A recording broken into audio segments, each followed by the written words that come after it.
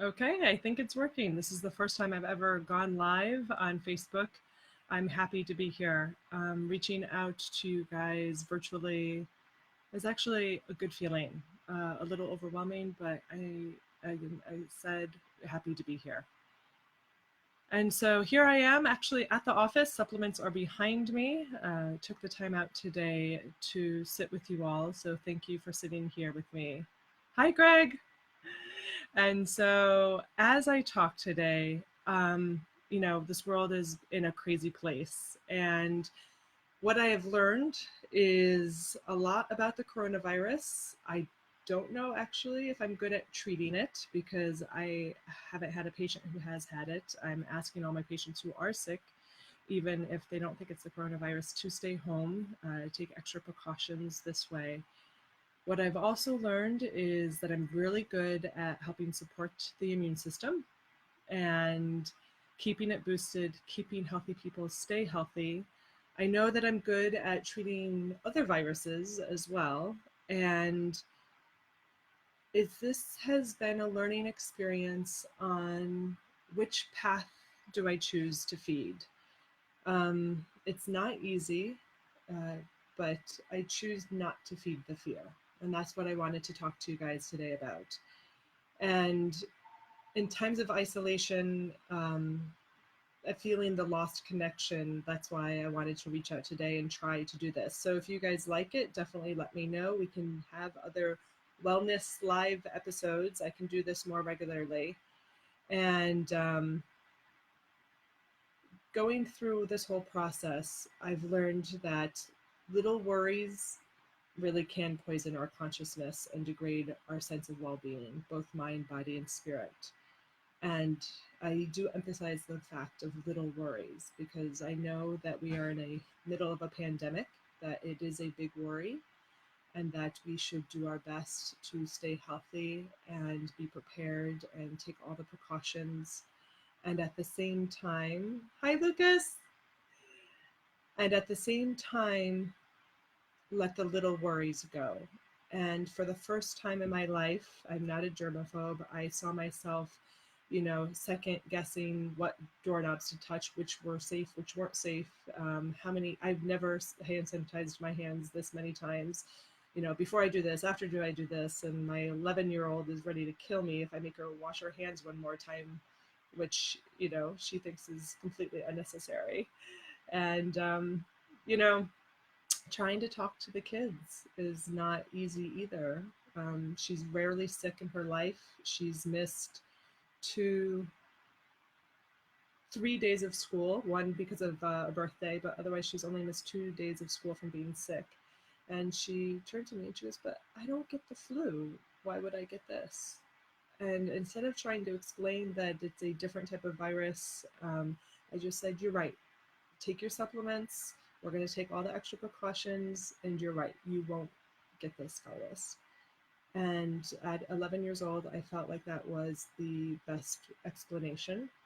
And in a way, I want to explain this all to you as well, that what we think right now really does make a difference. And so we take extra precautions, we play it safe, we take better care of ourselves, we juice and do wheatgrass shots like we've never done before in order to really help support our bodies, because I truly do believe that even if you are to get this virus, if you are healthy, it'll run through your system like catching the winter flu.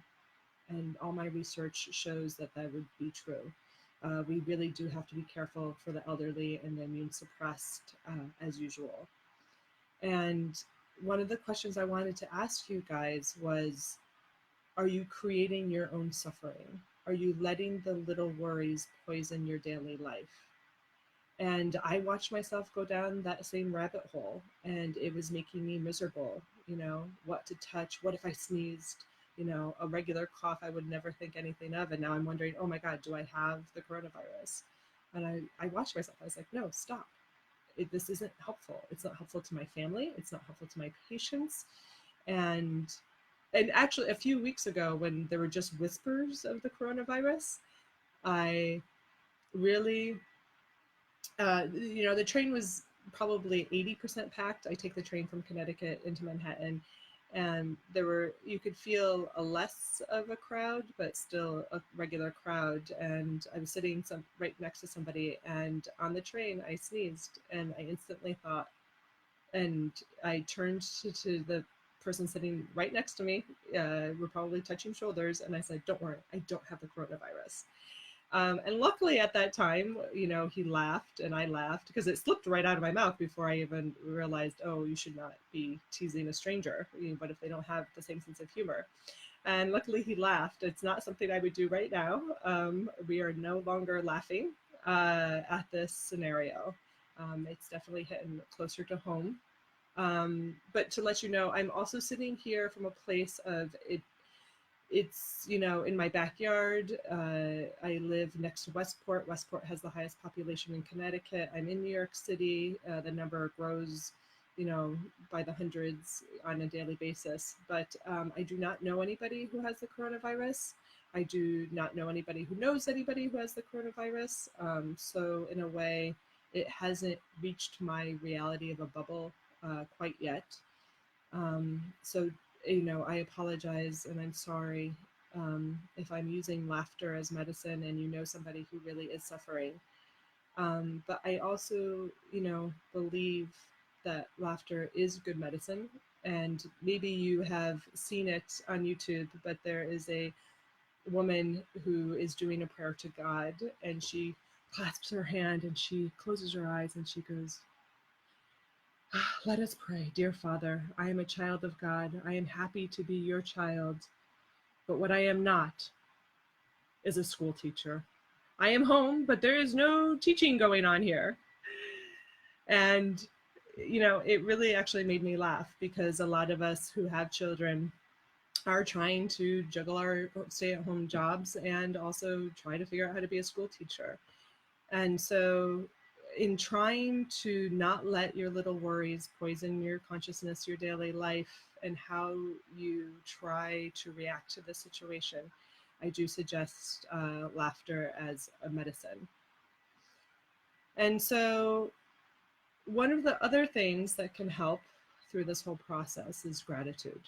I have never in my whole entire life every morning woken up and given thanks that my family is healthy and safe, and every night practice gratitude for the healthy and safety of my family. Specifically, hi Anna. And I practice gratitude for all those little things. So I'm not giving into the little worries. I am giving into the little gratitudes. And that really, it helps. It helps me feel good. The little worries do not make me feel good. And the gratitude really does. So also, when you give into the little worries, that it literally feels like tormenting myself. I'm wasting my energy. I'm wasting my time. I'm with my family, but I'm not really with them. And they need me now more than ever. And so do my patients. I'm actually good at leaving all my worries at the door of the treatment room and being in the moment with my patients. I've, done that for years and years now. But I'm noticing I'm not doing that at home. And that's not fair to them, to my children. Just getting choked up right now. From the bottom of my heart, am telling you to live in the now. And I'm sorry if you know a loved one that is suffering with the coronavirus, but if you are not and you are healthy, live in that health and know that health is what will get you through this, because I don't know how long this is going to last. And even if, we're safe, I don't know what the government is going to react, what the small business owners are going to do, or what the economic downfall will be.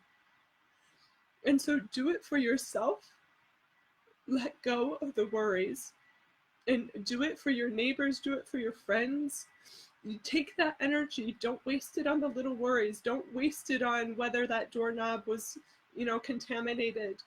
Use that energy and see who needs food. If the local schools are able to donate food to the families, that there are children out there who depended on that school lunch and school breakfast that no longer have it. Do you have an elderly neighbor that you've never talked to before that might actually need something? Do you have too much toilet paper at your house that you can actually share? We need to share. Our resources go to all, and we hoard out of fear, and this isn't the time to do that. Meditation obviously will help you through this. If you've never meditated before, to reduce your stress, don't worry, practice gratitude, meditate. And if you are a meditator, then this is your time to bring meditation to the forefront. Live your meditation. Be a walking meditator and bring that piece of meditation into your daily life. You are being challenged. If you do yoga, bring your yoga into your daily life. Bring that peace, bring that center. Do what you know is right to do for yourself, for others. If you've never meditated before, then I suggest doing visualizations. Actually, there's tons of different things on YouTube. Listen to somebody's voice take you through something. And even if you're a meditator and you just can't get to that center right now because of the craziness going on in the world, then pick up a visualization. Have somebody walk you through, you know, a visualization to get you out of your head. Because a lot of us are in our heads. And that's what I'm trying to talk to you guys about. The goal is not to let go of the chaos. We are surrounded by chaos. I don't know if it's going to get worse before better, but our goal is to not be confused by the chaos. Stay in our center. Yeah, that breath helped me get back into my center after getting emotional. Do not give in to every emotional whim you have, like I just did. But stay in your center. Breath helps. Coherent breathing is 6 counts in, 6 counts out. People who have, my patients who've never had, you know, anxiety, panic attacks are starting to actually know what a panic attack is now. So if you start feeling your body rise up, coherent breathing, 6 counts in, 1, 2, 3, 4, 5, 6. Inhale and exhale, 1, 2, 3, 4, 5, 6. Coherent breathing, you can Google it.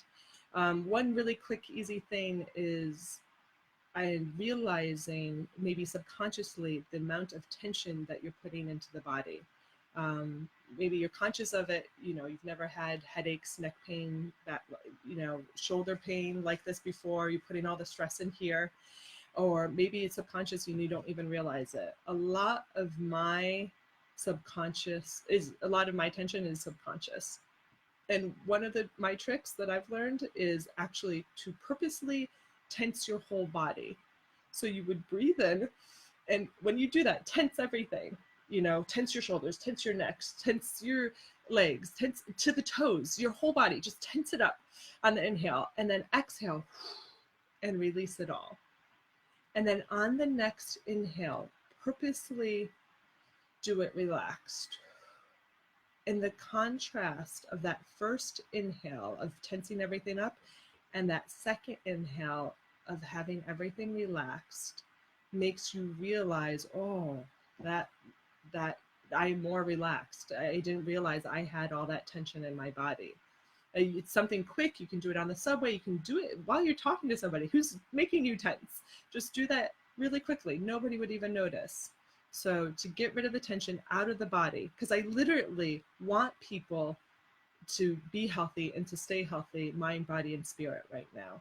And we can't have the little worries or even the big worries that are in our head go into our body, because if they do, it'll lower the immune system and we have a higher risk. So you would breathe in, tense everything up. Try it right now. Breathe out and relax everything. Inhale again. Oh, I feel so good. And that second inhale is where the healing is. And so I'm not worry free. I need to let you know that. But I have turned around a worry habit with the willpower to just stop yourself and all these little tricks, which they're little because they're quick, they're easy. Meditation might not be so little, but it's not easy, even for us meditators who, have been doing it for a long time. And so that inhale, when we relax, just notice that that's where we should be. That should be where our normal is. And when you do worry, don't think your way out of it. Don't try to rationalize it. Don't, because you're going to just stay up in here. So just go straight to the breathing, whether it's the coherent breathing or the tension inhale. The goal is just to release it. And so another thing to do is try not to worry for an hour a day. If an hour sounds too long, then fine, start with 10 minutes. If you can do an hour, then work your way up to 2 hours. Like literally put the timer on and be like, okay, I'm going to watch my thoughts and I'm not going to worry for this 1 hour a day. Make it a game. So that's your homework. You're going to catch yourself. You're going to make it a game. Maybe, you keep doing it. It's not like, oh, after 10 minutes I worried and I got to start over, get my full hour in of not worrying. No, just be like, okay, today in this hour I worried 7 times, and then, write it down, just put it on your phone. And then the next day, oh, I only worried 5 times, and make it a game. The goal is to choose calmness. And it is a choice, even though this world is chaotic. Renounce your worry, and you will find clarity of heart and mind. And that is the goal. Not just in the mind, not just in the body, but together.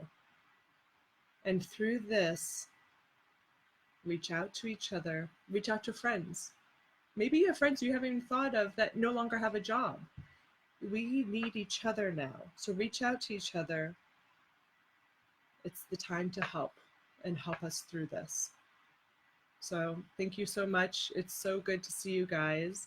Let me just scroll through and see if there's any particular questions. Yes, it's definitely about paying it forward. Hi, Aunt Paula. Thanks for joining. I haven't seen Aunt Paula in a few years, and now I feel like we're together in the same room. This is wonderful, guys. And Greg says to sage more. That's for sure. If you don't know about smudging, please just leave it in the comments, and I'll explain to you guys about smudging next time. If you have ideas, you want me to do these wellness live videos again, I definitely will. Now more than ever. I feel you guys here with me. This is such a great feeling.